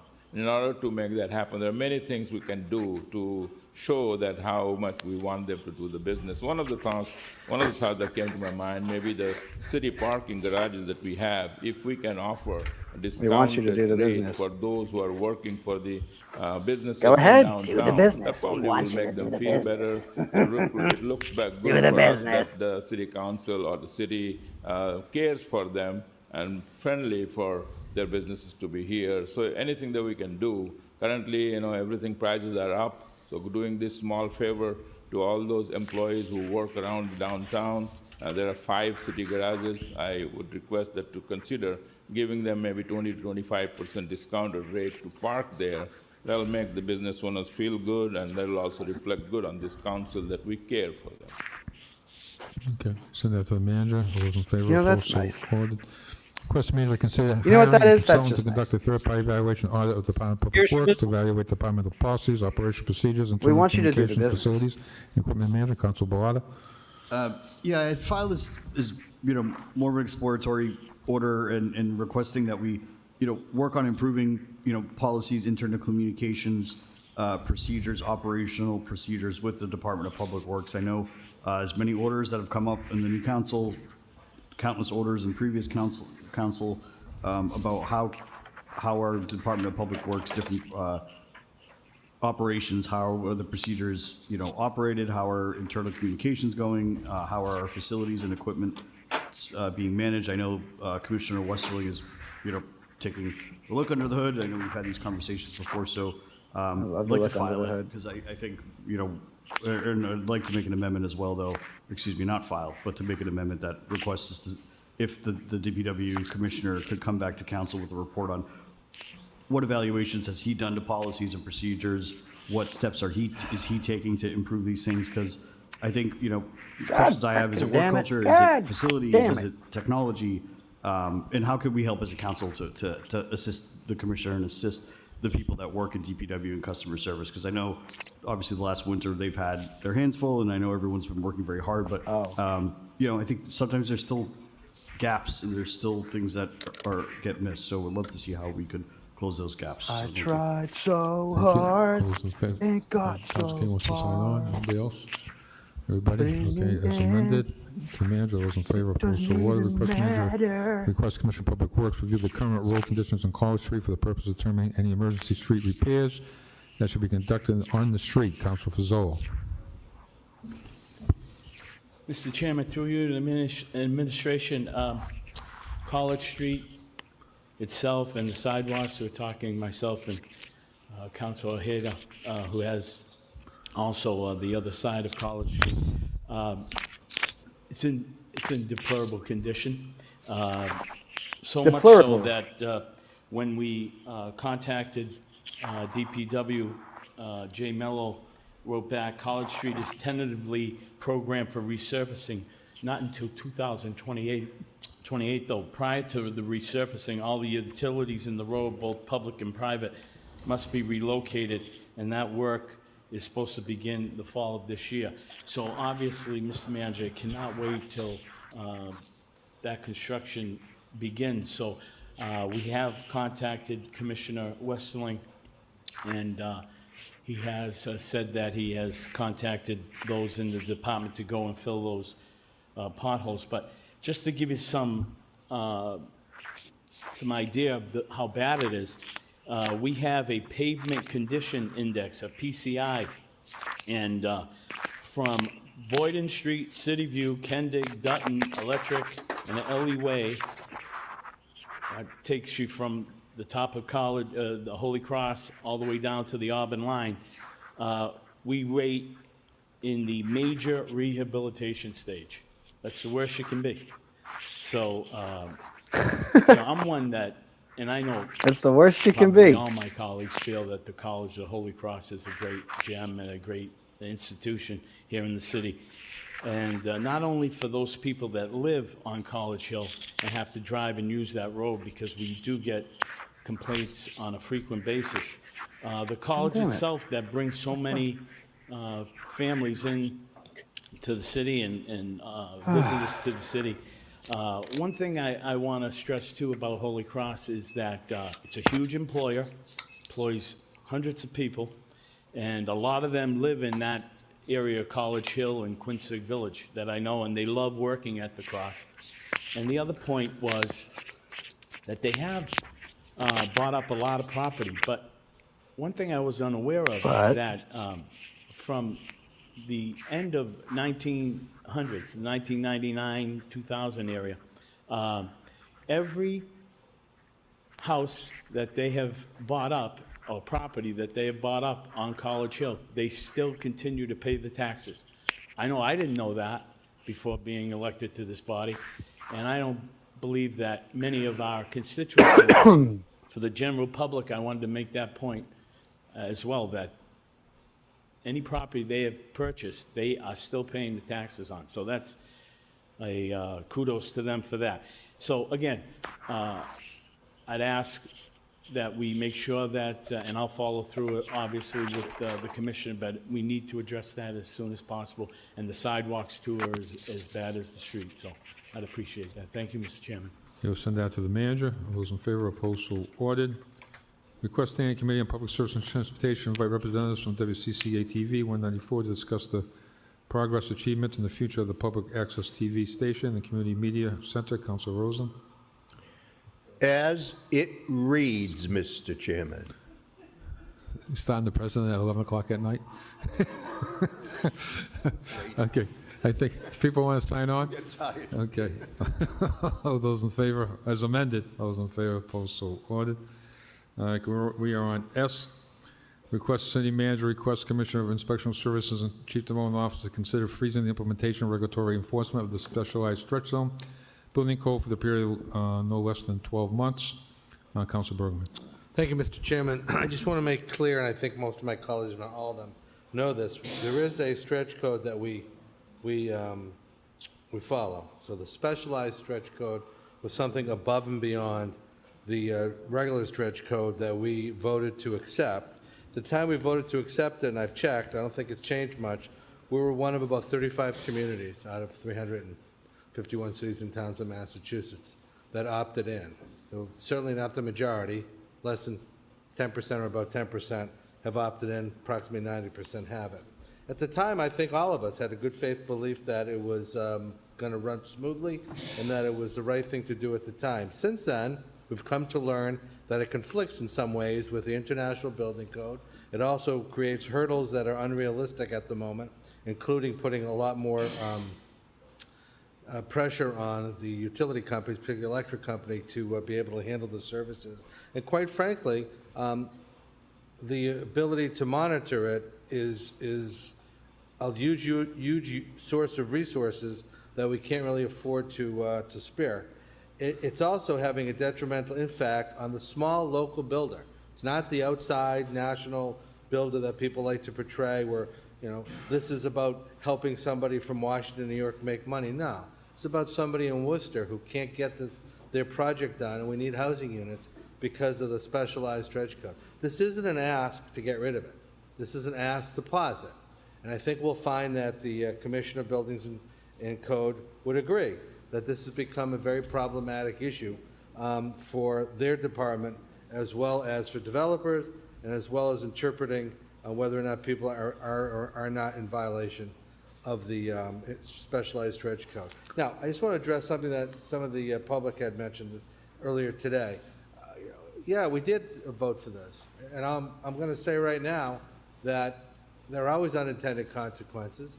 There are a number of votes over the time I've been on the council that I wish I could take back, and there's absolutely nothing wrong with saying when I voted for something at the time, I had the best intentions of this being a good idea, and maybe in retrospect, it's not. And I don't know if it is or isn't. So I'm not really going to write this off and say in a year from now, if this was adopted, I wouldn't still support it. What I am saying is that when we supported it, we did not know the unintended consequences of what would happen. That's what maturity and that's what experience teaches us, that sometimes we make decisions that we have to look back upon and say, you know what, maybe it wasn't the best decision to make. And maybe it was, but right now we need a pause. And I'm suggesting that the city manager do what he has to do, his due diligence, which I'm sure he will do, to inquire with the right and appropriate department heads and report back to us within a relatively short period of time, if he can, on whether or not it's a good idea to pause it. I hope he comes back and says it is, because I feel that from all the parties I've spoken to, we do have an existing stretch code that is environmentally friendly, and this is not saying we don't want to be environmentally friendly. This is just saying there are kinks in this specialized code that we have to work out before we can say whether or not we want to go back to it. So thank you, Mr. Chairman. Just be clear, asking for a report back on this on Yes, but I'm hoping, and I'm not going to speak for the city manager, but I'm hoping the report back comes with a recommendation. Thank you. Okay, so, Councilor King? Mr. Chairman, you indicated this was a request for a report back. There's nothing in this order that indicates that. Are you amending it? Yeah, well, he said it in his voice. Yeah, but we can amend that to say that, Council Bergman? They're looking for a report back and a Because recommendation? this says here to consider freezing. Doesn't say a report back. I have no issue amending it. It doesn't say that, but it does ask the commissioner and the city manager to consider freezing implementation. So I would hope they would come back with a report regardless, but if it troubles my colleague, I certainly will amend it to include a report back to us with a recommendation. Thank you. Thank you, As Mr. amended? Chairman. I'm not troubled. I'm not supporting it either way. Just want clarification. That being said, Mr. Chairman, just a couple of questions through the chair to the administration. To what degree is this aligned, the stretch code and the specialized stretch code, with the Green Worcester plan, through the chair? Mr. Manager? Through the chair to the council, this is one of the recommendations and is in alignment with the Green Worcester plan. And that's in effect? The Green Worcester plan? Yeah. It's in effect, yes. Okay, and there's a goal for net zero status by 2045? Through the chair to the council, that is correct. Okay. And through the chair to the administration, what would a pause do to that date, the goal of net zero by 2045? Theoretically, through the chair. Mr. Manager? I mean, theoretically, it's a loaded question because I won't know what the impacts could potentially be. Where in the 1 year or 12 months, again, to evaluate the current code, like the councilor mentioned, it's not currently in the International Building Code. They're having challenges in terms of alignment.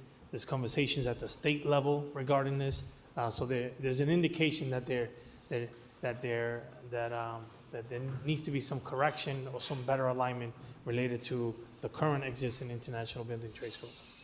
Mr. Chairman, is it correct through the chair to the administration that there's multiple pathways there's towards compliance as relates to this through the chair, incentives, et cetera, to achieve this, specialized in the stretch code, specialized stretch code and stretch code? Through the chair to the council, that was one of the kind of incentives as part of the specialized stretch code, not only at the state but also federal level, that there were potential incentives, or there could be potential incentives for developers to utilize as part of the development strategies.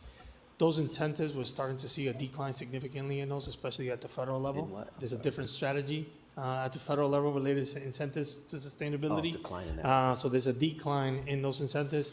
And then there's also the constraints that are happening here at the state level has impacted a little bit of those incentives as well. Through the chair to the administration, can you share a little bit about who your administration's been engaging with in respect to freezing the specialized stretch code? Or is that putting words in your mouth? Like, just explain what is that? Mr. Manager? Yeah, to the chair, to the council, part of our conversations related to this has strictly been with the economic development team in terms of conversations and things that we've heard from developers in terms of their concerns, their impact. Again, they have to hire high-level consultants that sometimes it's tough to find to be able to have the knowledge and expertise to manage this code, the actual equipment that they're seeking to retrofit their properties.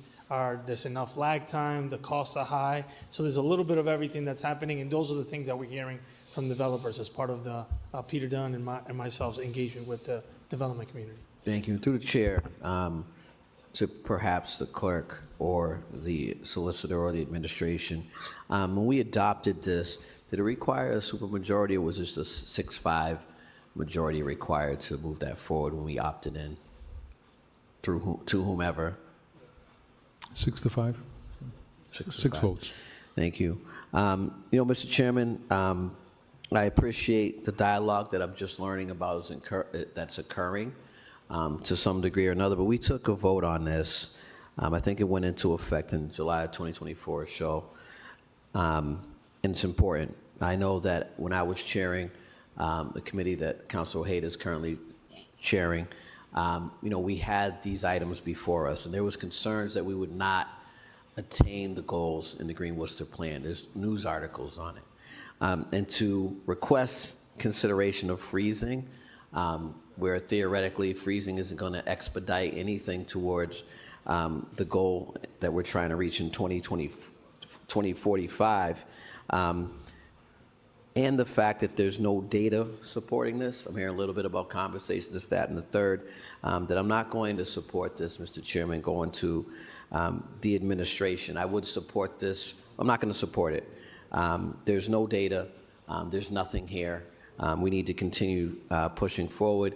And when and if the administration gets to the point where there's substantive conversations that should enlighten the council, I look forward to that being filed during a manager's agenda. But this right here, I think, is premature, and I'm not going to ask to freeze the enforcement or implementation of this code. Thank you, Mr. Chairman. Thank you, Councilor Ojeda.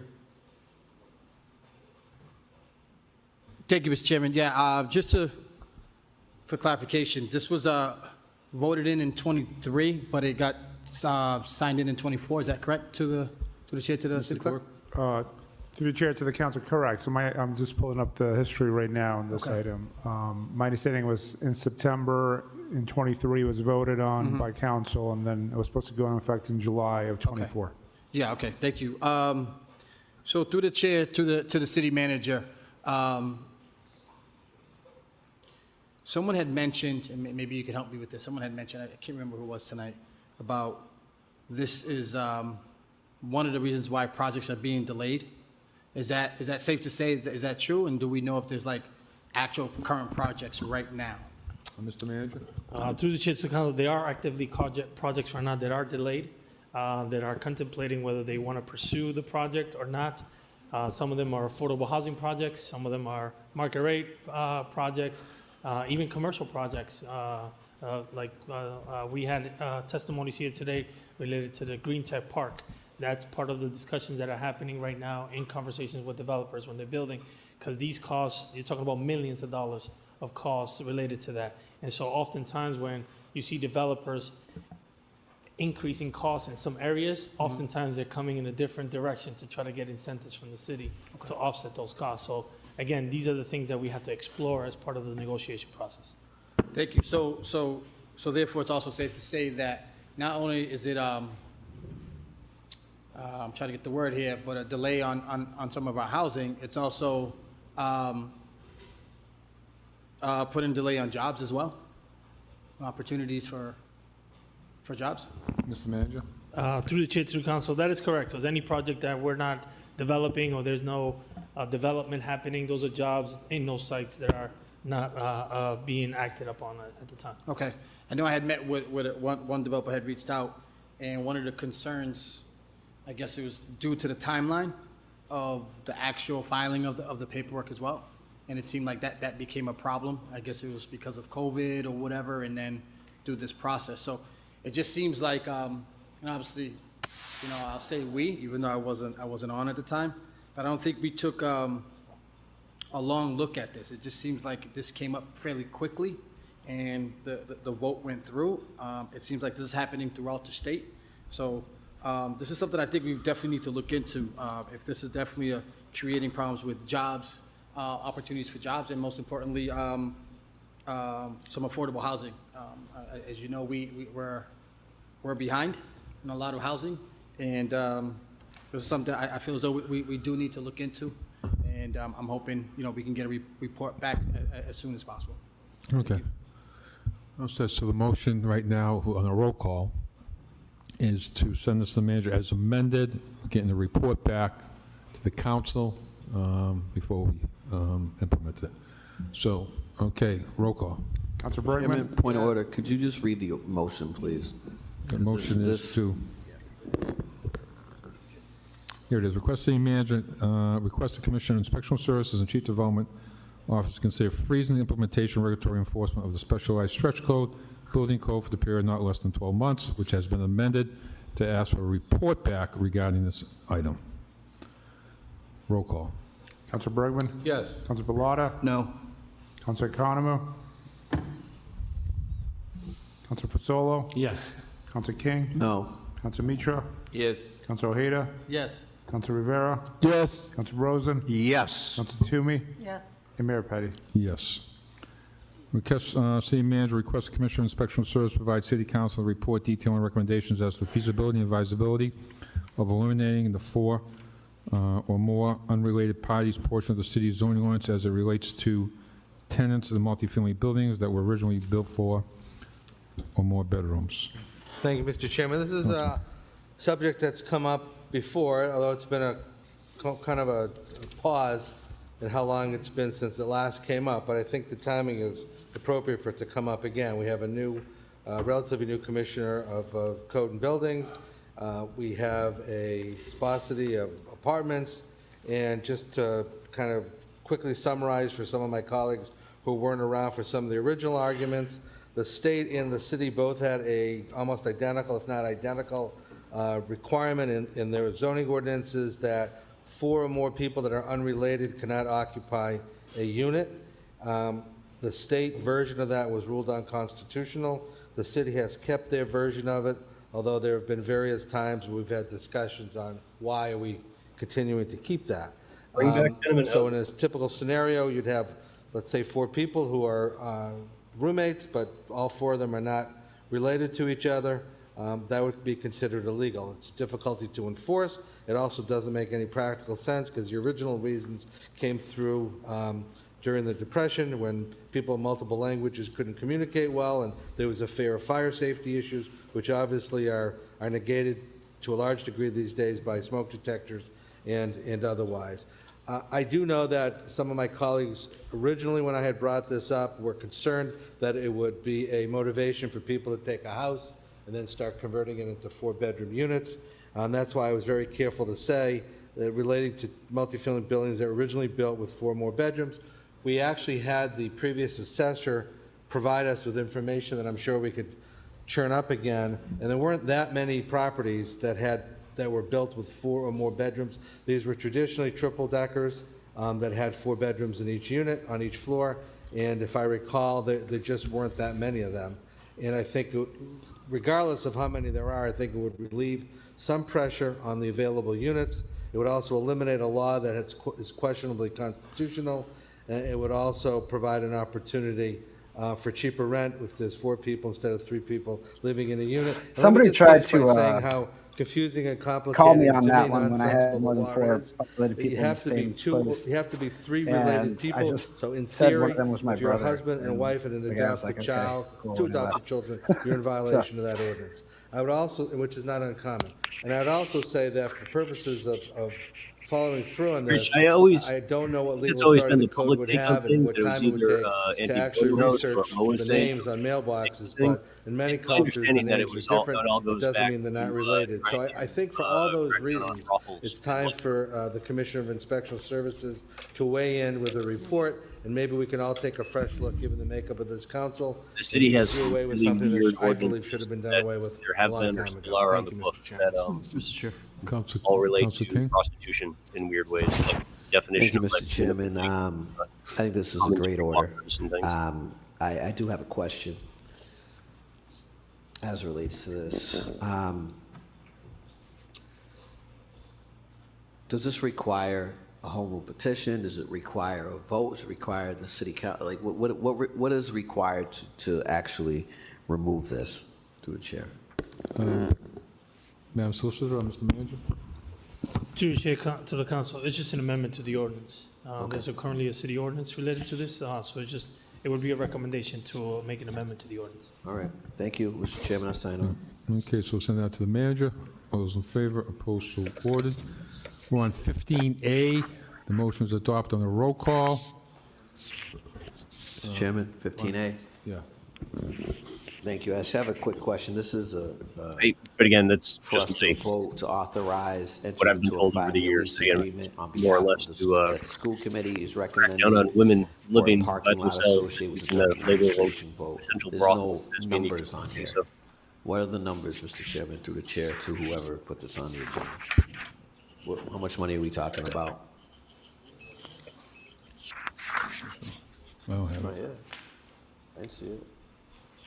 Where? Where? I don't think we have that information. The whole purpose was, you can enter with I believe a 3-year lease, or do a 5-year lease, you need to have a vote of the council. I know, but how much money are we voting? I'm not sure what it is. I don't have it. It's in front not, of me. it's just,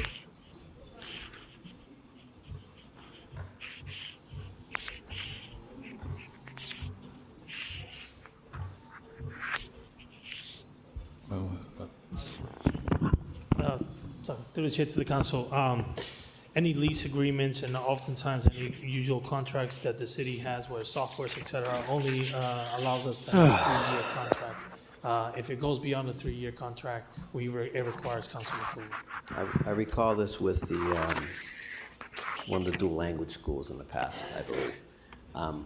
But it doesn't answer my question as to how much money are we talking about? Is that money coming out of the school committee budget? Is it coming out of our budget? What is it coming out of? Through the chair. Through the chair to the council, this is Worcester Public Schools funding, so There's it no comes out of their funding from budget. us whatsoever. Yeah, it comes out of their budget, it comes out of their lease Okay. agreements that they currently conduct. Thank you very much. Okay, roll call.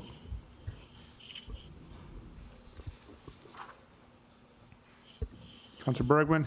Council Bellata? Yes. Council Economo?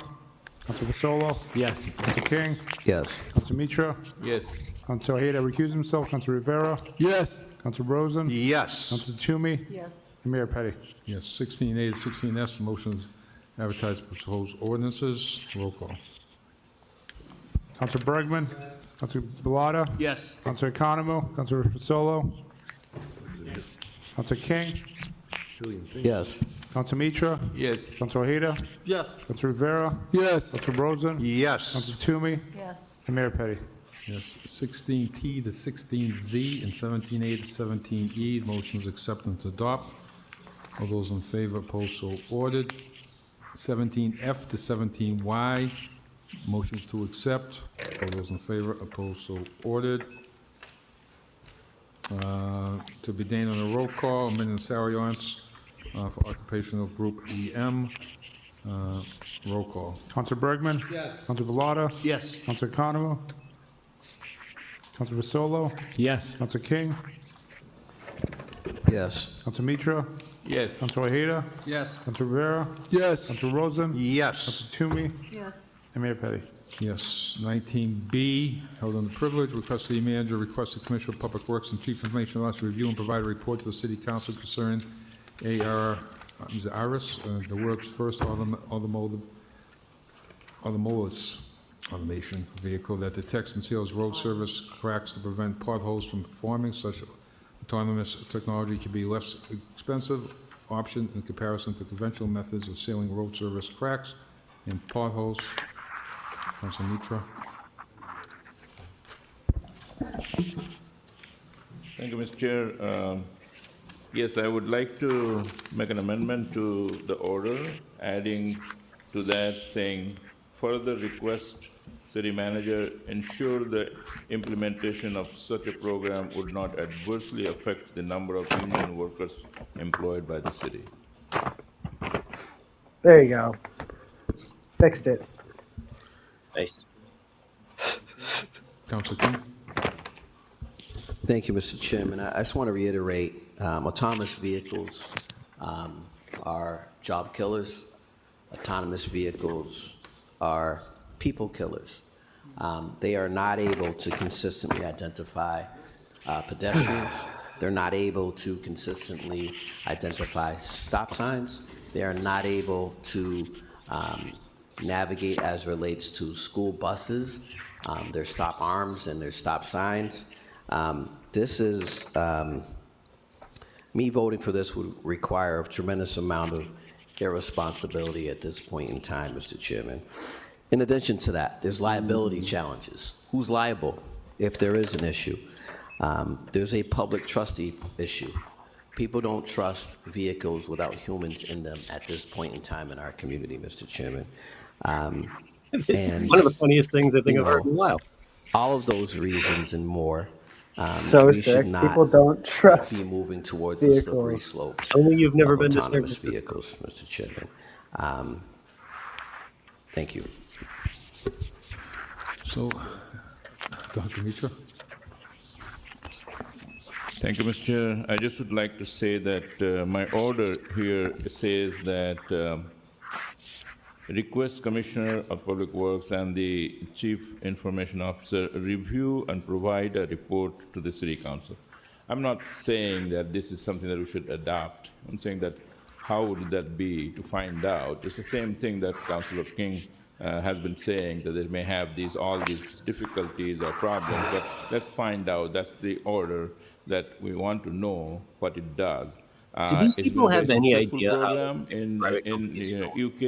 It is now in the United States, in North America. Waymo's been working for I like think 6 years. Just my preliminary licensure. request here is to just to explore, just like the civil program, the company that I talked about. So it's not that I'm saying that it should be taken, but I think it should be explored and seen if it could be worked out. And if all those difficulties are there, as Mr. Very Councilor, stupid. What time King is is it? mentioning, then of course, we would not do it. However, I just wanted to make sure I do the amendment so that it doesn't take the job. I'm getting tired of this. City of. Okay. Thank you. Thank you. Councilor King.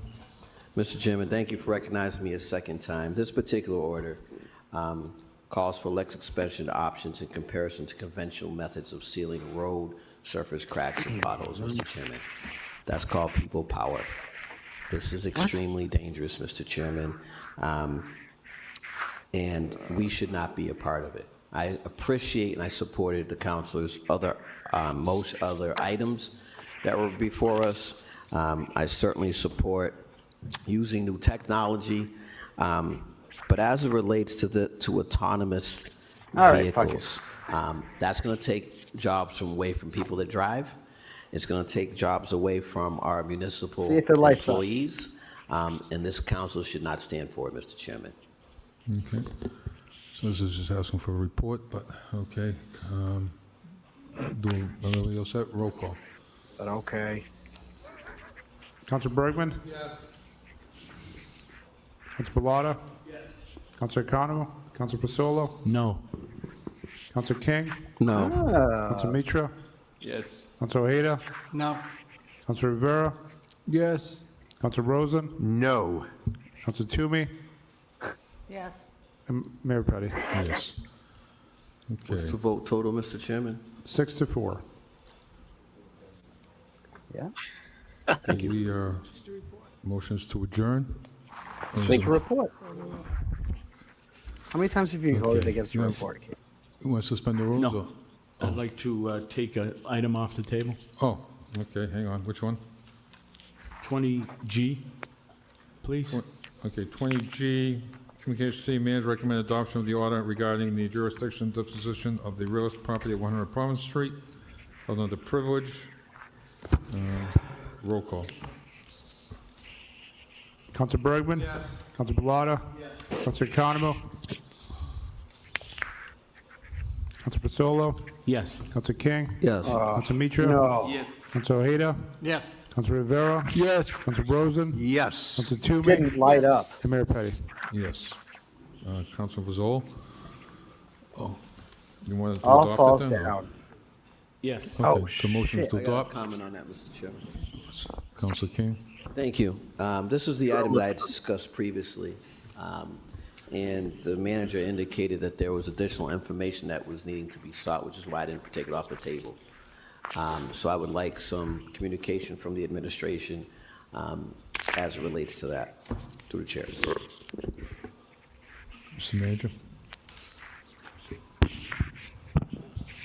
As I stated earlier, I think one of the indications of why this was placed on and why we haven't been able to come forward is related to data related to emergency services or ambulance services in the area. Again, ambulance service is an option, is a potential opportunity here, or that's not being excluded as part of a potential RFP. And right now, the study that we're working on with UMass could probably give us a better indication of how to best assist in any area in the city that needs ambulance services. Mr. Chairman, we just had a lengthy discussion on this property in the item that came from Economic Development, Mr. Chairman. And during that discussion, we had some further It feels dialogue so as bad relates to- to this We can't quit on 100 this. Providence Street. This is And so close to based on the completing it. communication from the Goddamn, as soon city as they're over, manager, I'm at it Holy was not shit. apparent Yeah, that the administration was in support of this. I have some further questions, Mr. Chairman. I'm going to hold it. I don't think you can hold it. I think it was already held. I don't think you can hold it. So, motion is to adopt. Holding that, Mr. Chairman. I don't think you can hold, we already held it a couple times. This is the I didn't third hold step. that. This What's was that? just taken off the table. I know, but you can't. Just take, you certainly can. Done it before. So, Mr. Chair, to provide some clarification, so this item was held on November 18th, 25, and held in November 25, 25. So it was held twice, and then it was put on the table. So what action are you holding? It's the order to adopt. That was already held Yeah, twice. it's in the item. That was held in 2025, 24, or whatever it was. That's been taken off the table. It's back on the table, Right. and I'm holding that vote. I don't think you can. Yeah. Madam Solicitor, if you want to give some input, maybe. I'll go either way, but if you think. This is fucking brutal. let's be here tomorrow. Through the chair, my interpretation is that it's already been held 2 times. You can't hold one measure, one item more than twice. Okay. Mr. Chairman, I'd like a independent interpretation of that by way of an order. We've done this in the past. I'd also like some research on when we have done that. And I'd like clarification, because if in fact we've been doing it the wrong way, I'd like to know that. If in fact, anytime you take something off the table, you're not able to procedurally do anything other than vote it up or down, I want to know that as well. Thank you, Mr. Yeah, Chairman. I'll get a report back, but there's still, the ruling of the chair is that we can not hold this, and that we are going to take a vote on it and go from there. Then if we want to get a special report, we can do that too. Roll call. Council Bergman? Yes. Council Bellata? No. Council Economo? Council Fasolo? Yes. Council King? No. Council Mitra? Council Ojeda? No. Council Rivera? Yes. Council Rosen? Yes. Council Toomey? Yes. And Mayor Petty. Yes. Okay, and also for special report, all those in favor, opposed, so ordered. 6-4. Motion to Okay. adjourn? So, Suspension? seriously? Yeah, just a quick one. Just remind everyone and Motions, the hang on, motion to public at suspend. large. this- Wait, motion to suspend, roll call.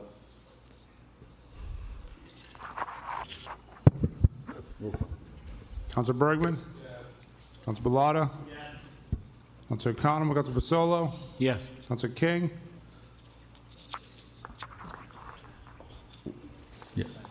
Yes. Council Mitra? Yes. Council Ojeda? Yes. Council Rivera? Yes. Council Rosen? Yes. Council Toomey? Yes. And Mayor Petty. Yes. Just want to, Mr. Chairman and colleagues, remind the public at large that we have the St. Patrick's Day Parade coming on Sunday. Mill Street and Park Avenue start, and it starts at 12 o'clock, and hopefully it'll be great weather. Not much snow left out there, so we hope people show. One of the best events here in the city of Worcester, and we have so many of them. This is one of the best. Thank you, Mr. Chairman. Thank you. You'll be walking? I'm walking. Okay. Okay, motion is adjourned. All those in favor, opposed, so ordered. Ay caramba. Thanks, Bill. Why do we fucking do this? No idea. I really don't have. I have less of an idea every day. Yeah. See you I next have, week. See you next week. See you next week. I have no freaking observations at all about that. Have a great night, everyone. Yeah, everyone have a great night. Thank you for hanging out with us. This was great. All right. Night night. Bye bye.